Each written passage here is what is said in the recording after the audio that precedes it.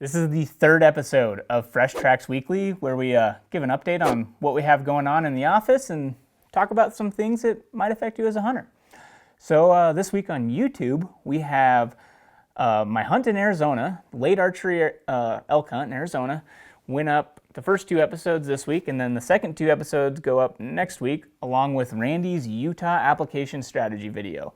So if you want to learn about how depressing the odds of you actually drawing a tag in Utah are, check that video out. So over on the subscription platform, Fresh Tracks Plus, Randy is going live on the 22nd at 6 p.m. Mountain Standard Time to talk about Utah application strategy. We're also going to be releasing a deer biology video with Mr. Jim Heffelfinger, who I told you that video is coming out last week, but the crew made a liar out of me. Apparently it's not going up till this week, so sorry about that. But anyway, update for the crew. Dale made some fresh snacks for the office this week. He made the crew lunch, which is pretty awesome.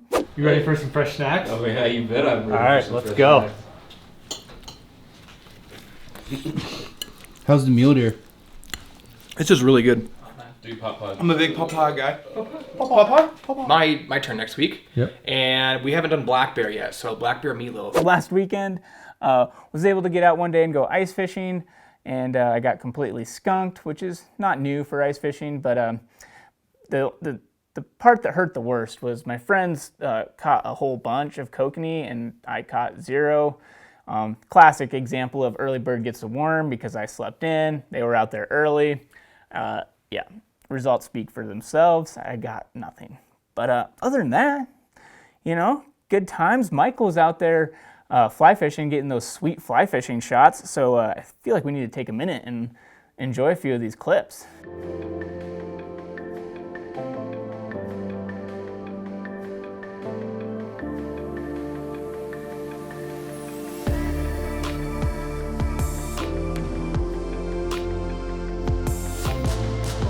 Nice. On to the headlines. So, a new record was set for wildlife funding this year. The Wildlife and Sports Fish Restoration Program, I struggle to say that for some reason, but anyway, the U.S. Fish Wildlife Service announced that they raised $1.5 billion through the excise tax programs, Pittman Robertson, Dingle Johnson, excise taxes on sporting goods, fishing, hunting related items. 1.5 billion. That's pretty wild. These funds are responsible for a ridiculous amount of conservation efforts across the United States. A quote from the Fish Wildlife Service is Martha Williams states that the state wildlife agencies dedicate WSFR funds to a variety of conservation projects and programs such as hunting and fishing education, fish and wildlife management, scientific research, habitat restoration and protection, land and water rights acquisition, and hunting and boating access. Everyone benefits from these investments, which have ensured a legacy of wildlife and outdoor opportunities for all. So, pretty cool stuff. Those funds are responsible for so much every year. It's really cool to see so much money going towards conservation.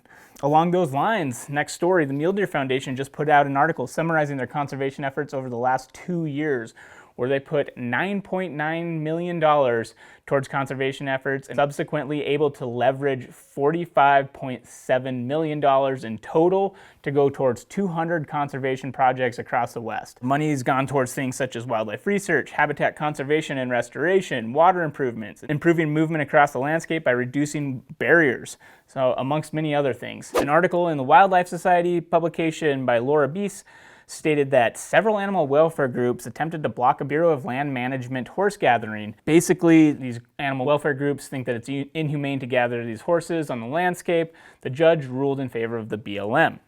To give a little context of what this means, the BLM conducts wild horse gatherings every year to reduce the pressure on the range.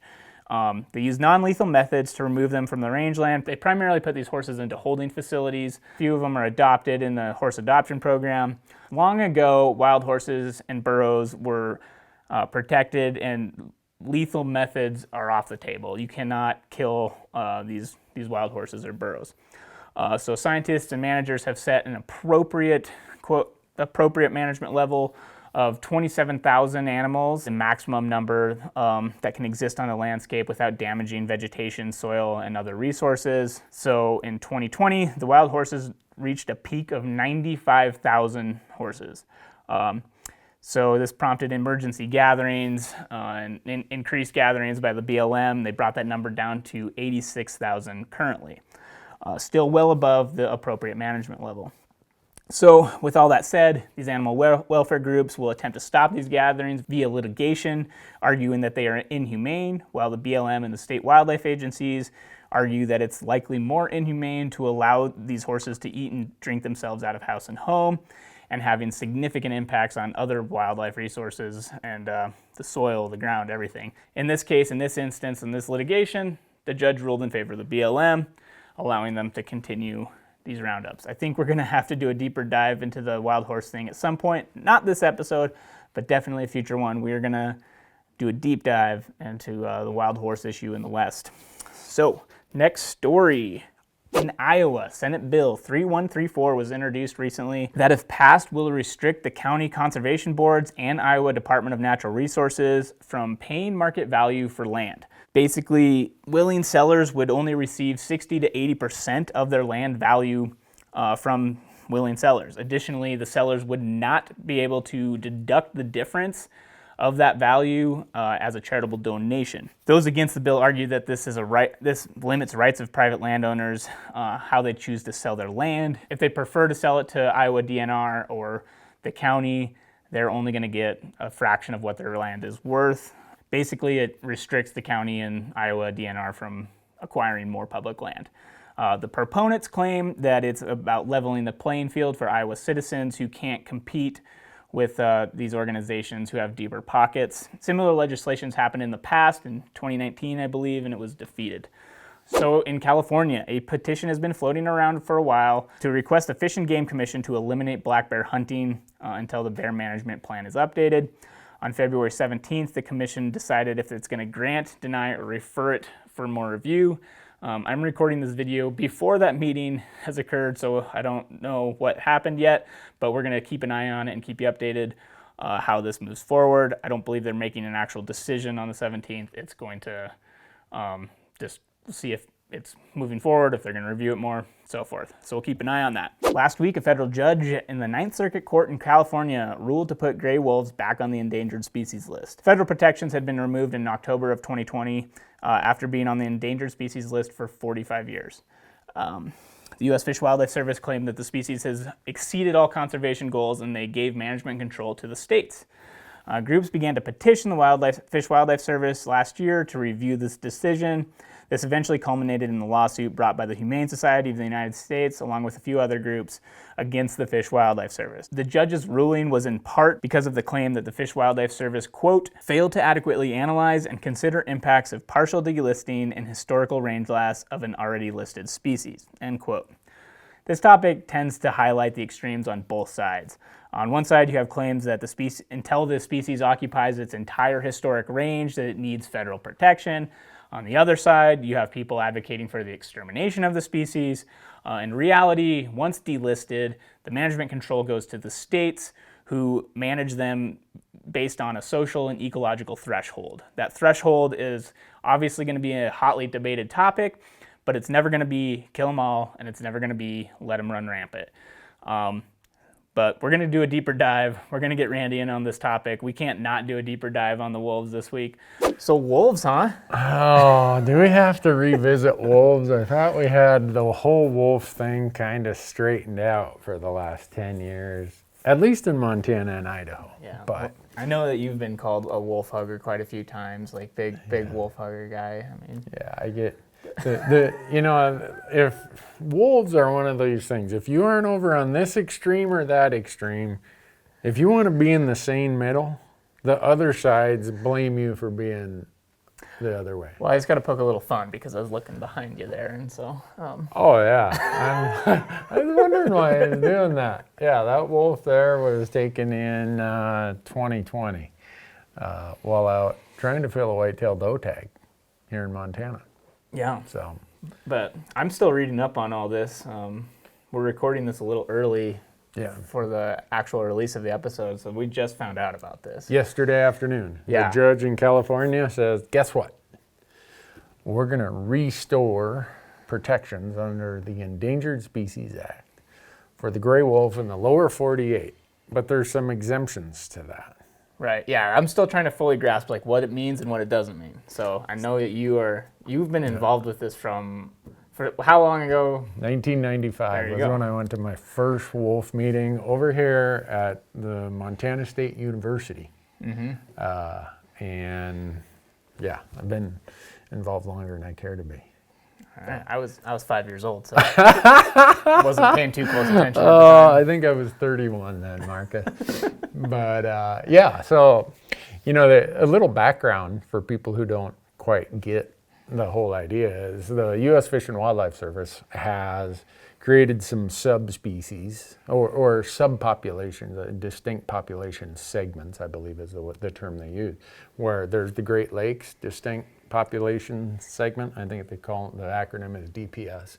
There's the Northern Rockies, which is by statute, by a congressional law, is Montana, Idaho, Wyoming. Gotcha. And there's the rest of the West. So this lawsuit, like most of them related to wolves and grizzly bears, the litigants go and find a judge. This judge happened to be in California in the 9th District, or they go to Washington, D.C. So, you know this thing you said about science-based management? Didn't you throw that out as the Yeah, first? I think we talked about that a little bit on the first episode. Yeah. So Versus emotion-based. yeah, Yeah, the charismatic megafauna. yeah. So I'm, you know, when I see all the money I say that wolves aren't a canine, they're a bovine. And people are like, what do you mean? They're not a cow. I'm like, yeah, they are. They're a cash cow. And so we should call them a bovine, not a canine, but I know the scientists will get mad at me for saying that, but we could spend hours talking about the history, but I think we should just touch on some points right now that give some clarity. Right. So Montana, Idaho, and Wyoming, when the populations were introduced here in 95, they were considered a non-essential experimental population under Section 10J of the Endangered Species Act. Okay. So that gave Montana, Idaho, and Wyoming a lot more control, if you want to say, or at least ability to influence how we'd be able to manage them someday. Yeah. And so we set that once we reached 100 wolves and 10 breeding pairs in all 3 states for 3 consecutive years, we'd start handing over state control. And state control is what we call delisting. Right. So that happened we met that criteria in 2001. I was going to say that was a while ago. Yeah, so in 2001 we meet the criteria, and Montana, Idaho, and Wyoming start putting together their management plans to be approved by the U.S. Fish and Wildlife Service. Well, U.S. Fish and Wildlife Service approves the plans and says, yeah, let's go. So right there's a critical thing I think a lot of people get confused with. They say, the damn feds. The U.S. Fish and Wildlife Service is who's getting sued in this case. They're the ones who say, we got enough wolves, let the states take over. So don't be mad at the U.S. Fish and Wildlife Service. So anyhow, we end up litigating in Montana, Idaho, and Wyoming for 10 years. Finally, we have a bipartisan bill. Imagine that, bipartisanship.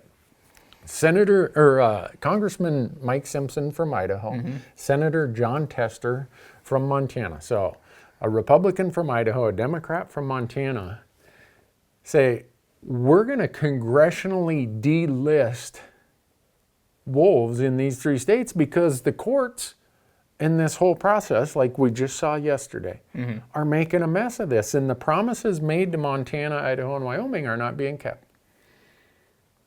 Senator Tester, Representative Simpson, they attach what's called the Simpson-Tester rider to a piece of legislation, and President Obama signed it. Yep. So in there it says not subject to judicial review.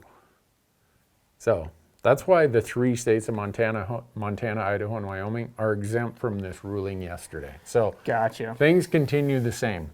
So for Montana, Idaho, Wyoming. Right. So what are the changes going to be like in the other states? I know that the Great Lakes population, I assume that's going to is that immediately shut down whatever they had going forget on? it. I mean, last year Wisconsin had that season, and boy, they did some work on the wolves in a very short period of time, and they closed it right away. Yeah. So those state authorities have now been thrown back to the U.S. Fish and Wildlife Service. And here's the weird part. The U.S. Fish and Wildlife Service is saying, we don't want the authority. We want the states to have it. But we have a judge and some, I call them the drive-by litigators because they make a lot of money doing this. And I stole that term from Ben Lamb. He's the one who first called them that. But that's really what it is. Yeah. So, yeah. Do you want to explain what you mean by that a little bit? Like how, yeah.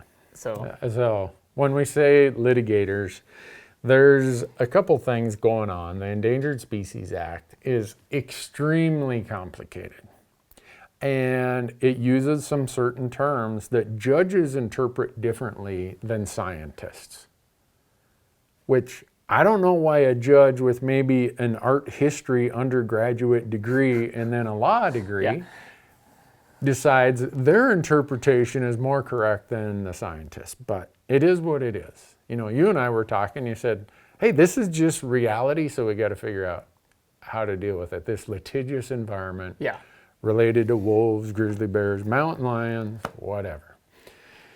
So well, the thing that I keep going back to is like, as much as we want to focus on science-based management, especially when it comes down to things like wolves and grizzly bears and lions, people think emotionally about them, and which, you know, for some things I feel like you can reason with them, but with those three species and maybe a few others in there too, it's this irrational thinking, and they just think purely based on emotion, and you get millions of people basically that.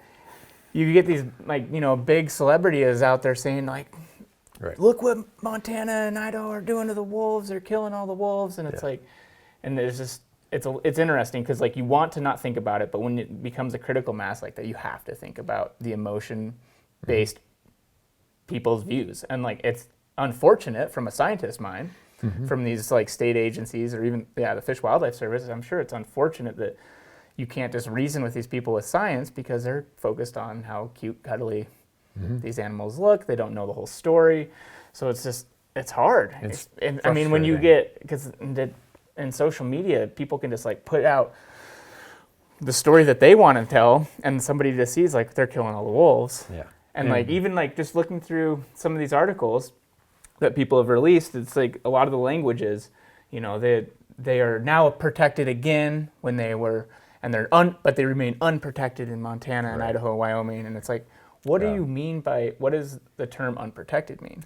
It's just like, okay, they're under the state control. Like, yes, we hunt and manage them, but the states aren't trying, they don't want to kill all of the wolves. Like they're keeping viable populations going. I mean, there's definitely places where they're trying to knock them back down because of social reasons, and a lot, I mean, it's a lot of times based on the stakeholders that are in the area, whether it's livestock producers or hunters or whatever. They're trying to balance out the demands of their stakeholders in those areas, but then the guys in California or, you know, that's just the example that always comes to mind.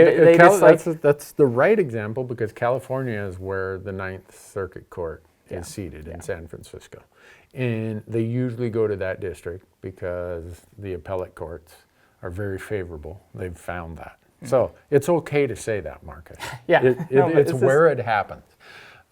So we have non-scientists making interpretations of the law. And the law that they are interpreting is the Endangered Species Act. So people will say, well, the law is the law. No. The law is always this area of interpretation. So they take science and they overlay their view of the law. Sometimes they get overturned. So one of the questions will be, will the U.S. Fish and Wildlife Service appeal this decision? And if so, then where will it end up? So it's been this ping pong game for so long that people are tired of it. We know that there are people on the fringes making money at it. We know they are gaining membership and attracting attention on it. And in the middle are the people who got to live with the consequences on the ground. Right. And that's the thing that I think is frustrating to me is the blanket decision making across a giant landscape when it's like, and personally, I think wolves are cool. Honestly, like I think they're cool.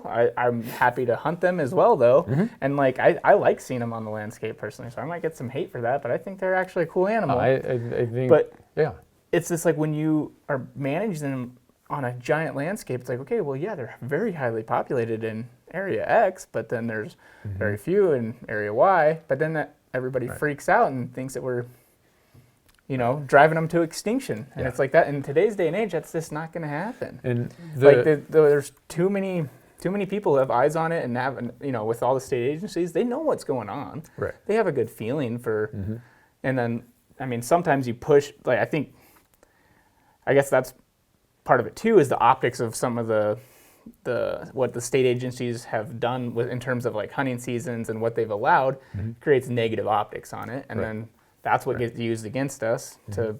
I think it's make pretty safe decisions to like this. say that the aggressive approach Montana and Idaho have taken the last few years, whether you agree with it or disagree with it, you can't be surprised that there's a backlash and a pushback. Right, That's right. just reality. So you got to deal with realities. So these things that you're talking about, we're going to be stuck with all these species, because some of the language that these courts are focusing on is saying you can't make distinct population segments because, in effect, you're not considering the term historic range. Well, in that terms, elk are also on the brink of extinction. There you go. We should probably list elk on the Endangered Species Act. So when you say historic range, what's historic range for wolves? Is it Indiana? Is it Missouri? Yeah. Is it Kansas? Where do you do that? So the court, depending on who that judge is or judges are making some determinations of how they see what that language should mean. Even though probably at the time when the act was passed, Congress was not thinking that the historic range of wolves did include Cleveland, Ohio at one time. Or it actually included the Central Valley of California. It included all kinds of Denver. Right, and Salt that's like, Lake. I mean, it's just like what humans are on the landscape now. That's not going to change. Right. Like, if we all moved away, then sure, then wolves could live everywhere. But that's just like the way that social tolerance works. It won't work. You can't have them everywhere. And I think people fail to grasp that concept. I don't know. It's just, so looking over the course of my 25 years of being involved in this and being involved in grizzly bears, here's where I see the real problem we're having is you make promises to local, regional stakeholders that we're going to give you management authority if you meet certain criteria. Okay, you meet those criteria and it's lawsuit after lawsuit after lawsuit. The Endangered Species Act ends up being a four-letter word because of the lost trust. Why, if you told your child, if you get straight A's, we're going to go on a good summer vacation this summer. They get straight A's and you say, well, not this summer. I mean, that's a dramatic example. No, yeah, I get it, yeah. But none of these management plans came about just because it was 100% unanimous consent. There was negotiation and compromise everywhere. And the people living on the landscape have made some significant compromises under the premise that you would get management authority. So you keep doing that, you move the stakes, I think the Endangered Species Act has been a valuable piece of conservation in our country. right. But it's been heavily abused because of some other federal laws that allow it to be abused. And here's the long-term problem. I can say for myself, I would, based on the current structure of how the ESA works, Yeah. as much as I consider myself fully committed to conservation in wild places and wild things, I would never again agree to a reintroduction of a species in my state. It might happen, but it would be against my wishes because I cannot trust that the system will work according to what's represented to me. Yeah. So think about all the conservation opportunities that are going to be lost because some drive-by litigators can make a small fortune or a large fortune Yeah. raising money and litigating and getting their legal fees reimbursed for higher than what they incurred. It's a business model for them. Yeah. No. And by letting this happen, the long-term future of conservation of species and conservation of landscapes is what's going to pay the price. Yeah, it's disappointing that it's been abused because I feel like the ESA came out of a lot of good intentions. Right.